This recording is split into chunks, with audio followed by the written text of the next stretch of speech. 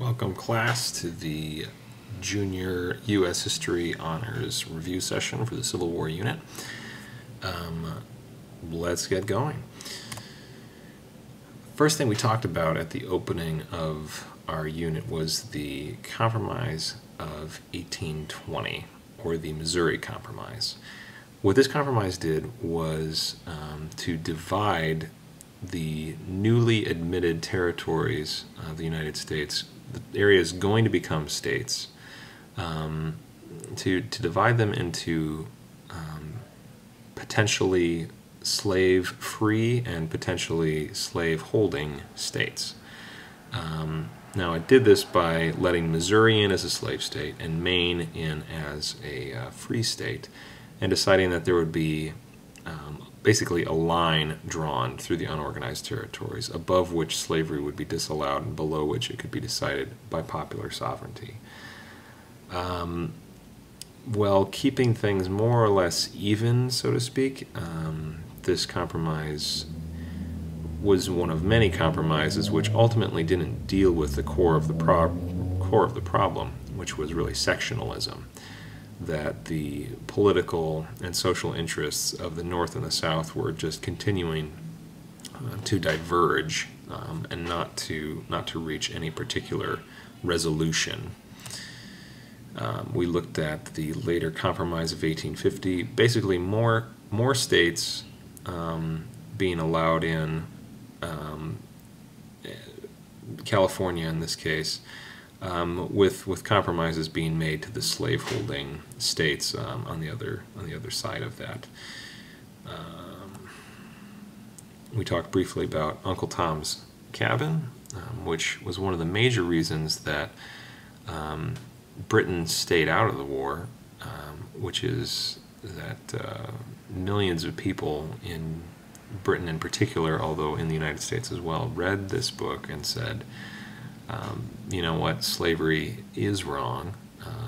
We're not going to support the South based on that, particularly among working class people in Britain who sympathized, or I should say empathized, with some of the experiences of the slaves within the book. This and another we talked about were actually banned in the South. So slavery does go into this early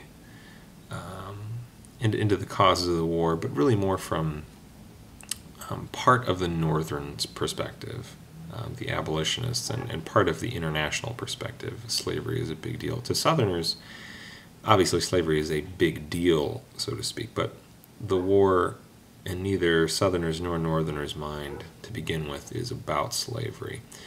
But the issue of slavery is coming much more to a head. The moral sort of outrage, I guess you could say, is growing among certain people anyway. And books like Uncle Tom's Cabin have everything to do with that. Now, the John Brown pictures we looked at hilariously, but the thing sort of in the background here is the issue of Bleeding Kansas, which was when Kansas was going to be admitted as a state to the Union, but folks came over from Missouri, voted, the state became a slave state officially, and an unofficial government was set up. Hilariously, I think just two different governments set up in the same state, but on that issue, and it was a bloody one. It's not called Bleeding Kansas just because there was a disagreement, but you could almost say that this is the first bloodshed really over the issue of the slave states versus free states issue, although this isn't part of the war itself. But John Brown comes to symbolize to the South this kind of crazy man image, but to the North, a sort of hero martyr who's fighting a just cause against slaveholders. Bleeding Kansas also came up in Congress, and remember the gentleman on the right with the pen as the gentleman who was giving virulent speeches against Southerners, against slaveholders, against those who participated on the pro-slave side in Bleeding Kansas. Kind of getting the snot beat out of him in this picture.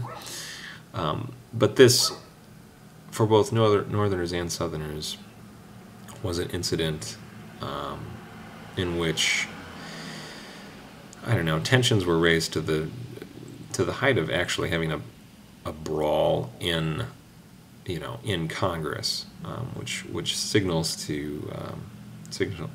us to the fact that these tensions were becoming fairly extreme.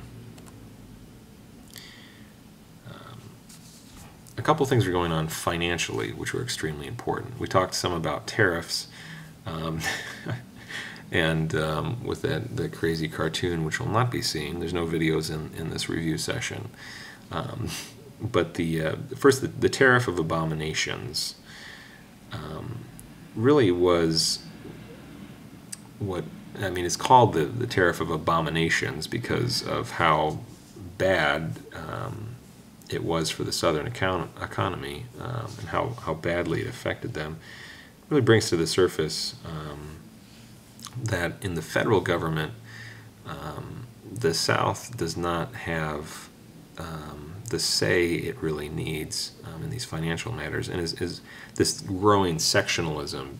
The North wants the tariffs, the South doesn't want them. The North is the only place that benefits, and it directly hurts the South's trade with Britain in particular, which is a vital relationship in terms of cotton.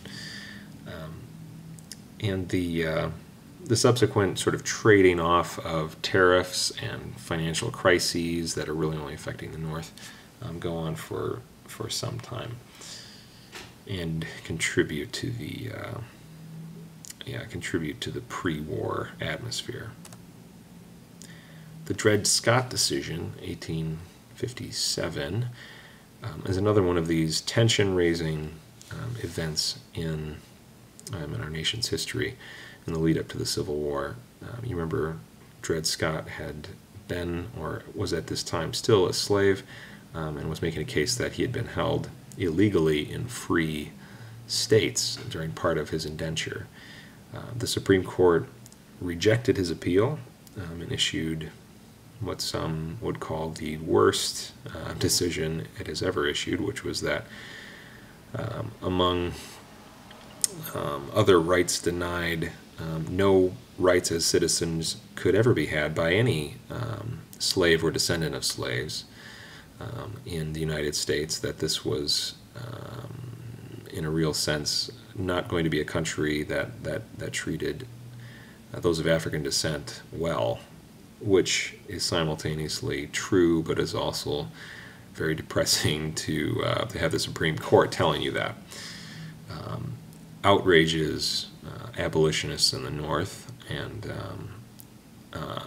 and because of some other parts of the decision, such as eliminating the Missouri Compromises, I should say limiting the effectiveness of the parts of the compromise that the North actually was in favor of, such as limiting slavery in future states north of the Missouri line, the 3630 line. It ruled that part unconstitutional. So new states could either be admitted as slave or free just based on popular sovereignty, rather than in the terms of the Missouri Compromise.